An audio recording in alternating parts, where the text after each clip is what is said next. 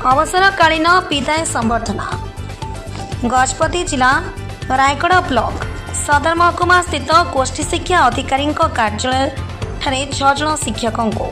अवसरकालीन विदाय संबर्धना सभा अनुष्ठित हो जाइछि। अवसर नैथिबा शिक्षक माने हेले पी सुब्बाराव आचारी, हाडिया सबर शिवराम किंगल,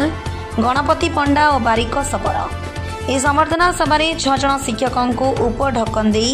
सम्मानित करा जाई पेंशन पेपर प्रदान करा जायथिला। यह अवसरकालीन संबर्धना ब्लॉक गोष्ठी शिक्षा अधिकारी टी किशोर कुमार एपीईओ, युधिष्ठिर बेहरा वरिष्ठ सेक्शन अधिकारी औषध दास समस्त सीआरसीसी एवं गोष्ठी शिक्षा अधिकारी समस्त कर्मचारी उपस्थित मान थिले। अवसर नेपा दिन ही पेंशन पेपर पाई उक्त 6 जन शिक्षक माने ब्लॉक गोष्ठी शिक्षा अधिकारी टी किशोर कुमार औषध दास को धन्यवाद देइछंती।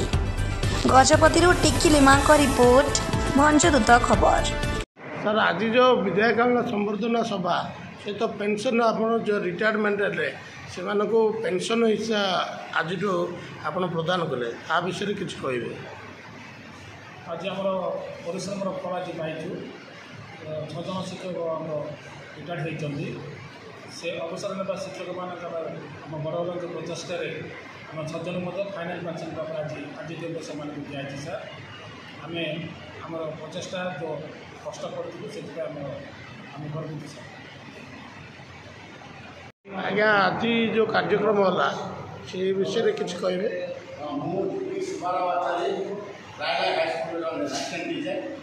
आज रायगढ़ ब्लॉक 6 जन शिक्षक आम अवसर नेलु तो आज गोष्ठी शिक्षा केन्द्र आम समस्त तरफ आम डीओ टी किशोर सार तरफ आम समस्त डाका होता आमको विदायकाल उत्सव समस्त आमको उत्सर्गित भाव में और आमर पेंशन पेपर समस्त जिनस देले तत्संग आमर ये ऑफिस जो कार्य सब कम सब चली पुरोधा होती सेक्शन अफिसर श्रीमती उषद कुमार दास से आम 6 जन जाक समस्त पेंशन कागज अलरेडी करदे। आज समस्त 6 जन को आम डीओ टी किशोर सार रायगढ़ ब्लॉक से आम समस्त 6 जन जाक आमको उपढौकन देवा संगे संगे आमको आम गोटे गोटे ये भी देती पेंशन पेपर भी आमको देते तो